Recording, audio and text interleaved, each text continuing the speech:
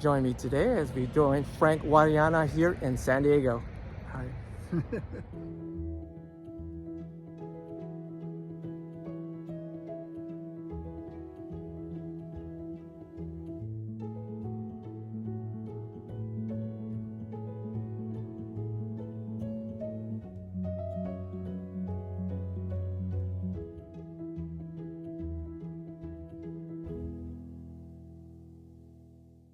All right.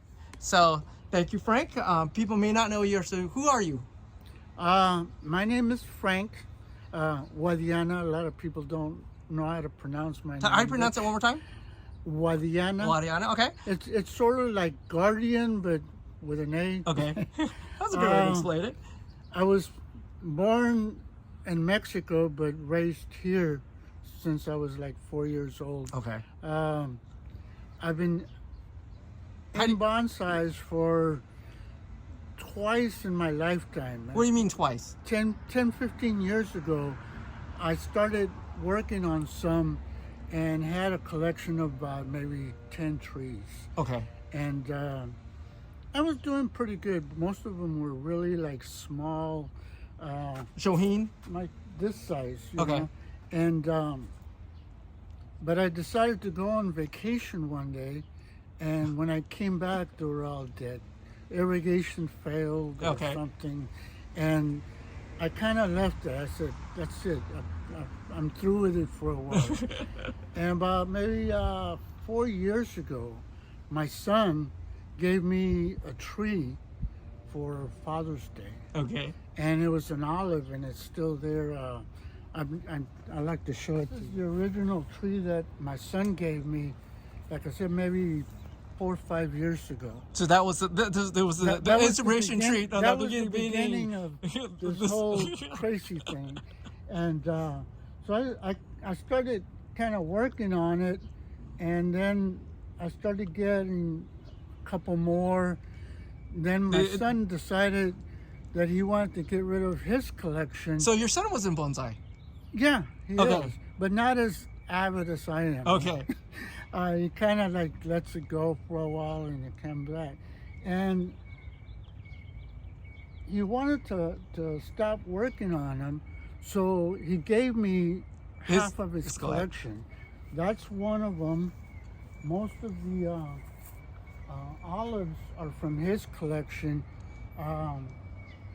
and some other ones, but That's how you got started. The second time is really he but introduced when I you. got back into it, I started joining the club. Oh, so you didn't join the club the first time? No. Oh, you just did it out of the whim. I was going just full blind, no training, no guidance. Awesome. My son would come by every once in a while and say, "You're doing this wrong," or "You're doing, you know." Go answer the phone. You're good. Yeah, that's all right. Okay. And then I would work on it, you know, make mistakes, kill a couple of trees. But then I joined the club, and I started getting better, I think. Of course, you know, when you have more people, you have people the helping you survival out. rate of my trees got better, and so from one tree to right now, I think I counted them the other day close to 100. Woo! So, you know, and that's not counting my fruit trees. That's just just the bonsai. the bonsais. So, And- so this is you're only about 5 years in then. Yeah. About 15 years total, probably. Huh? The first time. How long were you in the first time? The first time I was on it maybe for about 2 years. Oh, so you just got your know, feet. You just got and your it- feet wet, and you like I just said, I only had 10 of them, so it's like, you know, really small. and you got discouraged after everything died, Yeah. and now you're really full blown. But when now. they died, it really hurt. It really hurt. And some of these have been like salvaged trees. Like this one What is that one? was from a job that I did that I was throwing away like a ton of these. Okay. Okay. And I saved that one. Okay. And I said, okay, let's Something to work with, right? yeah. And it's been doing pretty good. I got this one and another one over there. They're not considered very good bonsai trees. Yeah, but you know, but it's to me, it's something to work on and something to experiment with, and you know, So it's a kind of love affair, you know. So I presume all your first trees died.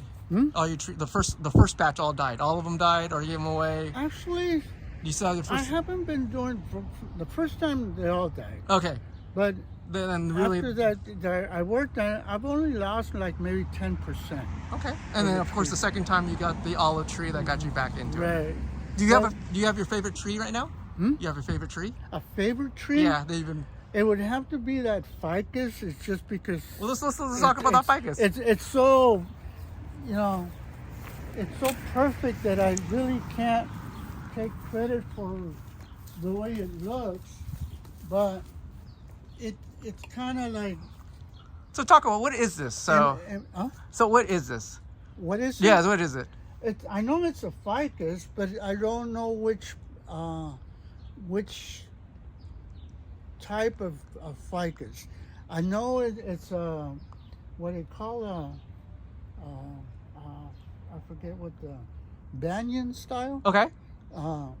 And I got this one from Lynn Stevenson. Okay. So Like maybe about almost 2 years ago. And to me, it's been the epitome of what my bonsais should be. okay. You know, and to me, this is like Is the this goal considered? that I'm trying to achieve with some of my other ones. So is this what one of your first major purchases? Oh, this is not the first, but it's the most expensive. So it is one of your first major tree pieces. Right. Okay, perfect. You know. This is what you would call you're really into it. Like one suggestion or one advice to give to someone getting into bonsai, what would it be?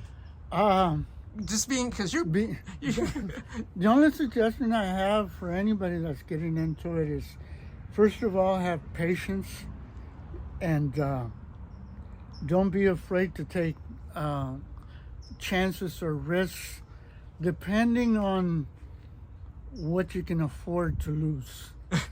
You know, there's always a chance of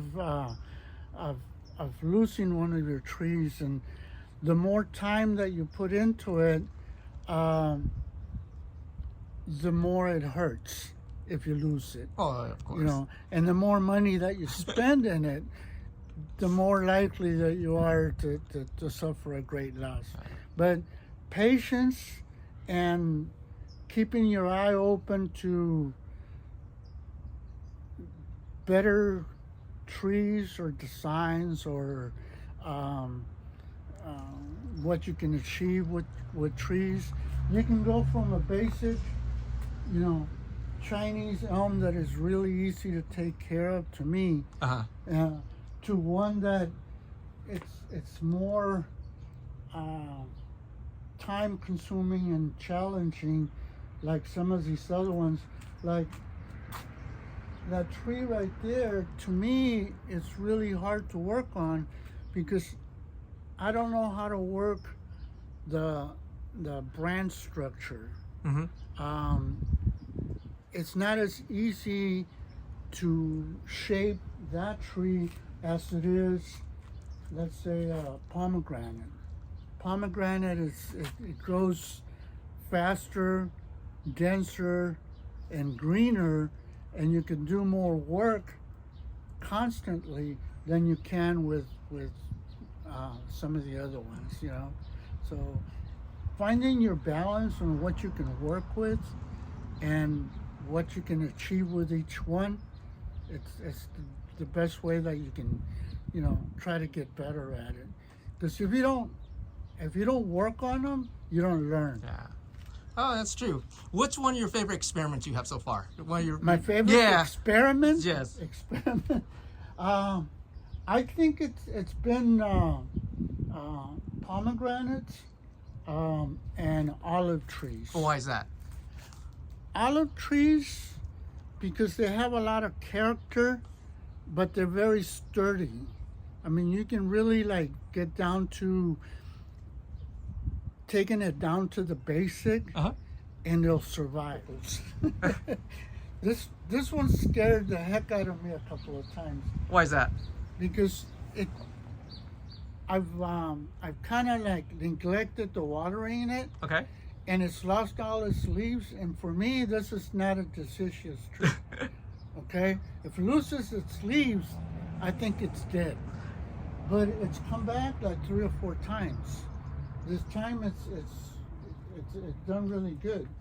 But it's kind of a tree that the bark on it, it almost, and it defends itself like crazy. Thorns. It almost looks like a bark, a cork. Okay.